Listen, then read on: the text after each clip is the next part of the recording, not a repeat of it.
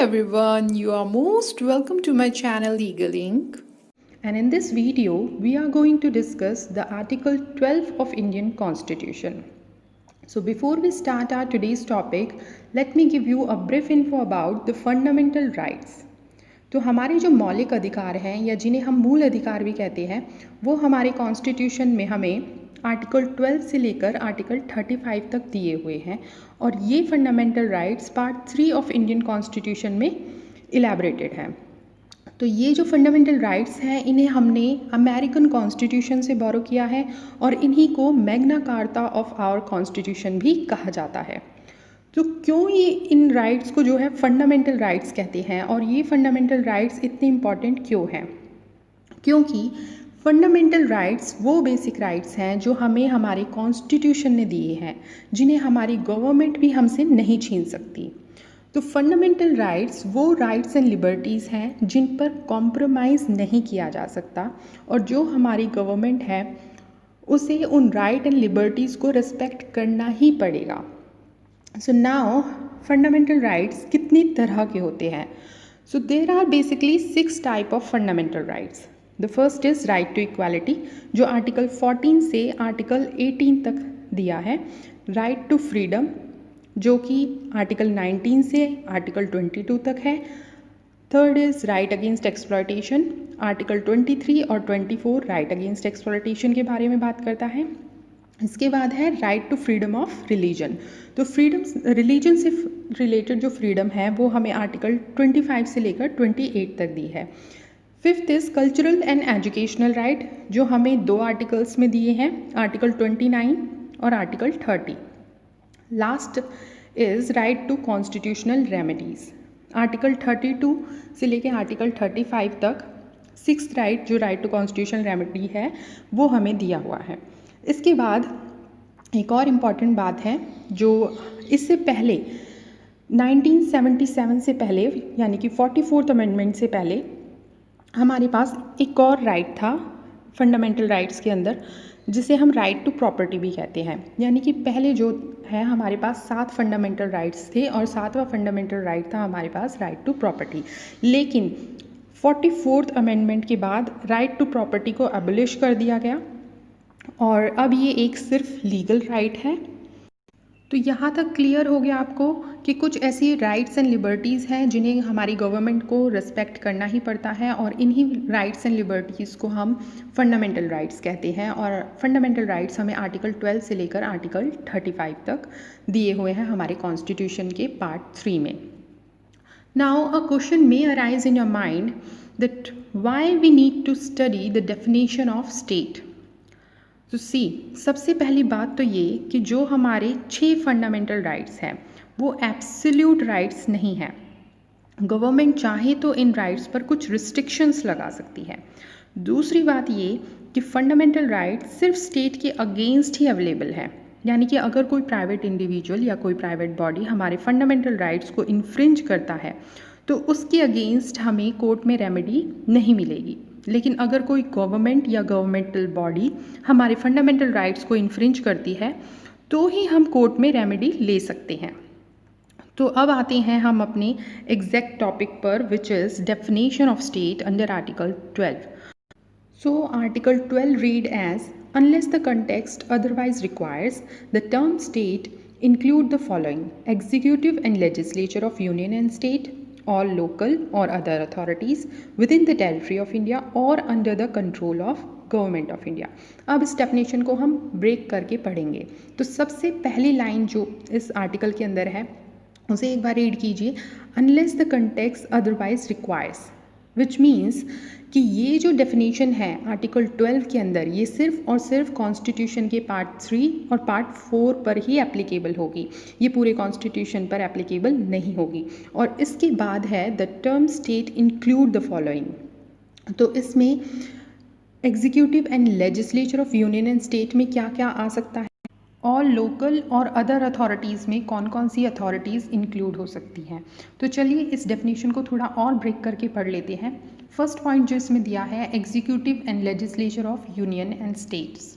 तो इसमें union and state government include होगी, parliament and state legislature include होगा और जो प्रेसिडेंट ऑफ इंडिया है या स्टेट के जो गवर्नर्स हैं वो भी आर्टिकल 12 के तहत स्टेट कहलाएंगे। बी है इसमें अथॉरिटीज़। अथॉरिटीज़ यानी कि जो भी अथॉरिटीज़ जिनके पास लॉज, ऑर्डर या रेगुलेशन या बाय लॉज बनाने की पावर है और वो उस पावर के अकॉर्डिंग लॉ को इन्फोर्स भी कर सकती है, उन अथॉरिटीज़ को आर्टिकल 12 के तहत स्टेट कहा जा सकता है।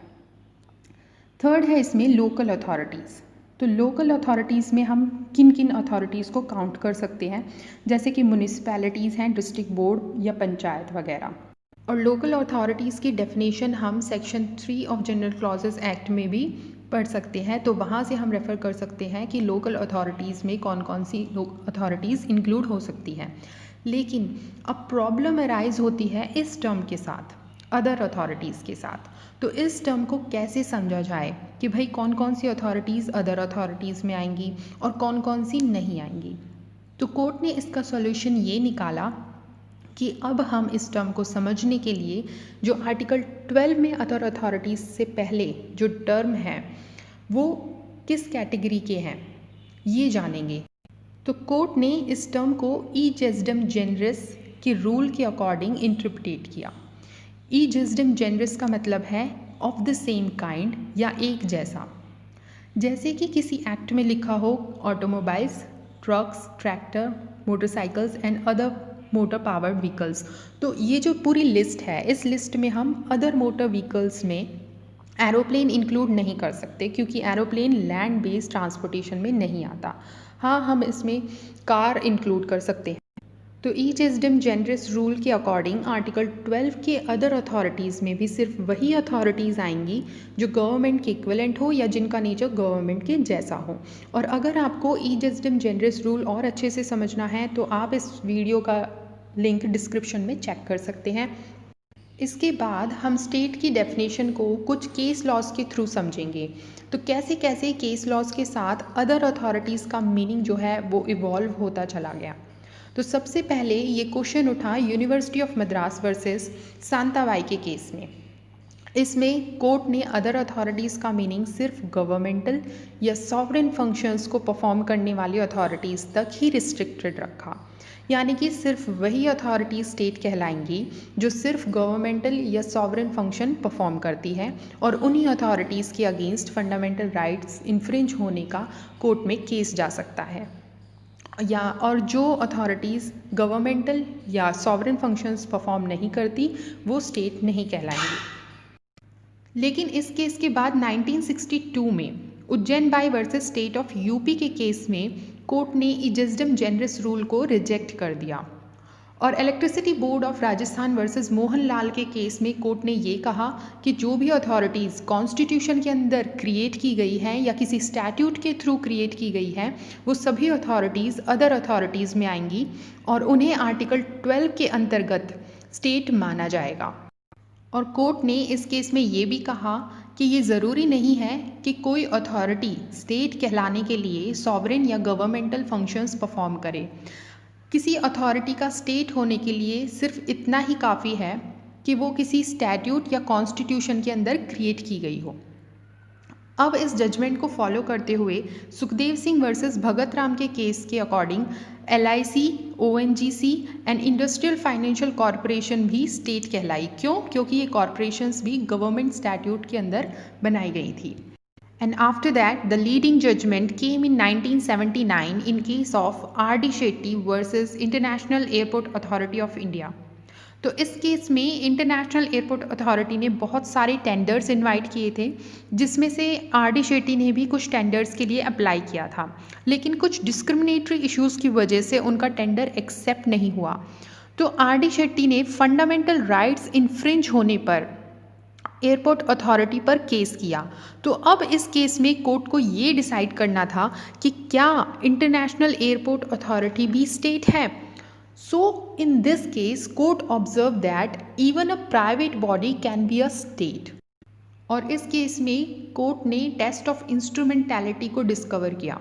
तो इस टेस्ट के अकॉर्डिंग अगर किसी पब्लिक कॉरपोरेशन का या किसी बॉडी का चीफ फंडिंग सोर्स स्टेट के फाइनेंशियल रिसोर्सेज में से है यानी कि उस कॉरपोरेशन का एंटायर शेयर कैपिटल जो है वो गवर्नमेंट के पास है तो वो स्टेट कहलाएगी। सेकंड पॉइंट जो कोर्ट ने कहा इस टेस्ट के अंदर वो ये कि अगर गवर्नमेंट का डीप एंड परवेसिव कंट्रोल है उस कॉरपोरेशन पर या उस बॉडी पर तो भी वो स्टेट कहलाएगी। तीसरी बात ये बोली कोर्ट ने कि अगर कॉरपोरेशन के फंक्शंस पब्लिक के लिए हैं तो भी वो स्टेट कहलाएगी। और चौथी बात में कोर्ट ने ये कहा कि अगर गवर्नमेंट का कोई डिपार्टमेंट कॉरपोरेशन के फॉर्म में ट्रांसफ़र कर दिया हो तब भी वो कॉरपोरेशन स्टेट कहलाएगी। Last is enjoys monopoly status which is state conferred or protected by it। तो पांचवें पॉइंट के अकॉर्डिंग अगर कॉरपोरेशन का मोनोपोली स्टेटस है जिसे स्टेट या गवर्नमेंट ने क्रिएट किया हुआ है और वो उसे प्रोटेक्ट कर रही है तो भी वो स्टेट कहलाएगी।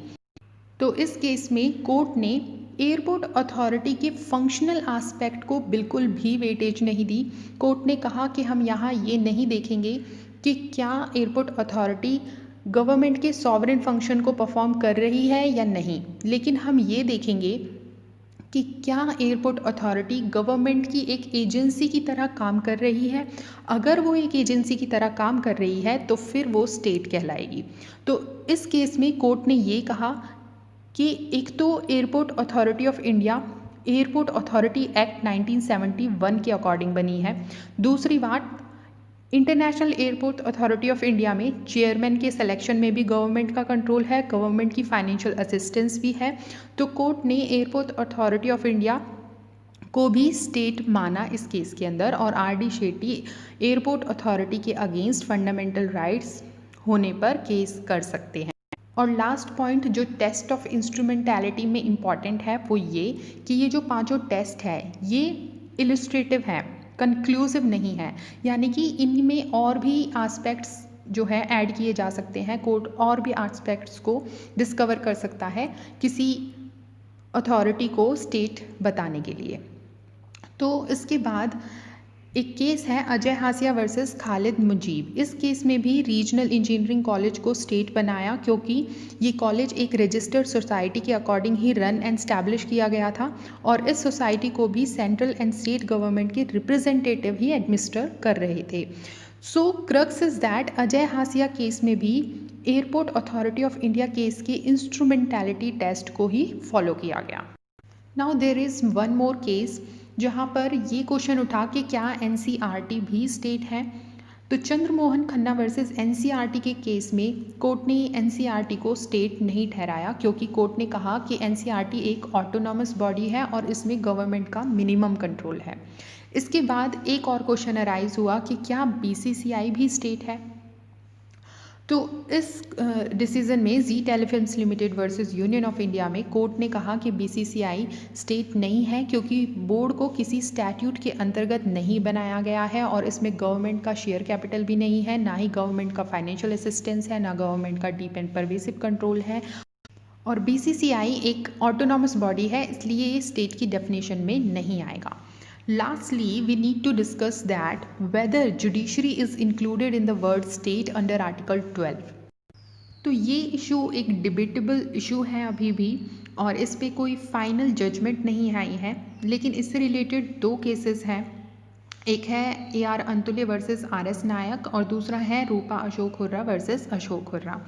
तो AR Antulay versus RS Nayak के केस में कहा गया कि क्योंकि कोर्ट कोई भी ऐसा ऑर्डर पास नहीं कर सकता जो फंडामेंटल राइट्स को वायलेट करता हो, इसलिए जुडिशरी भी स्टेट की डेफिनेशन में आना चाहिए।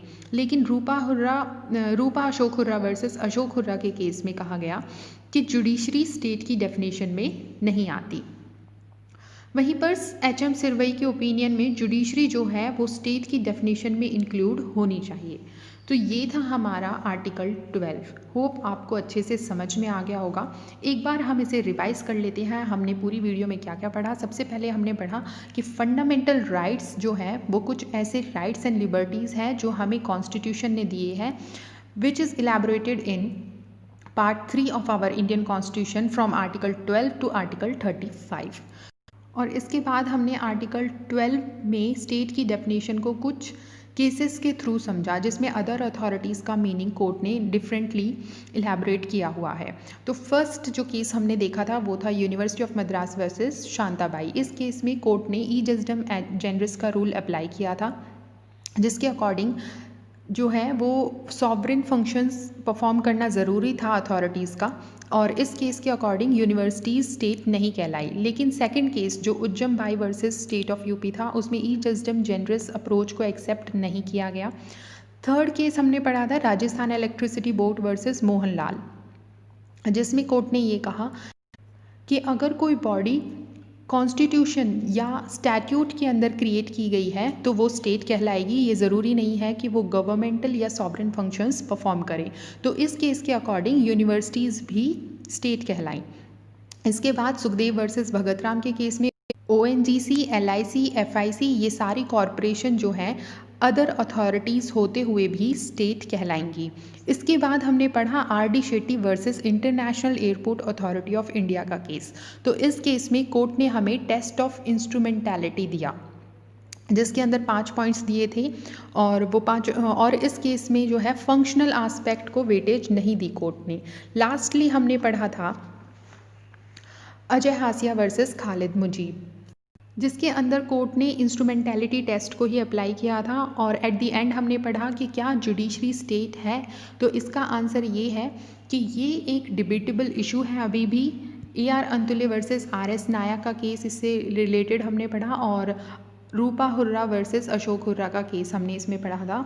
तो thank you so much for watching. अगर आपको वीडियो अच्छी लगी हो या आपको कुछ समझ में आया हो तो please like, share and subscribe the video.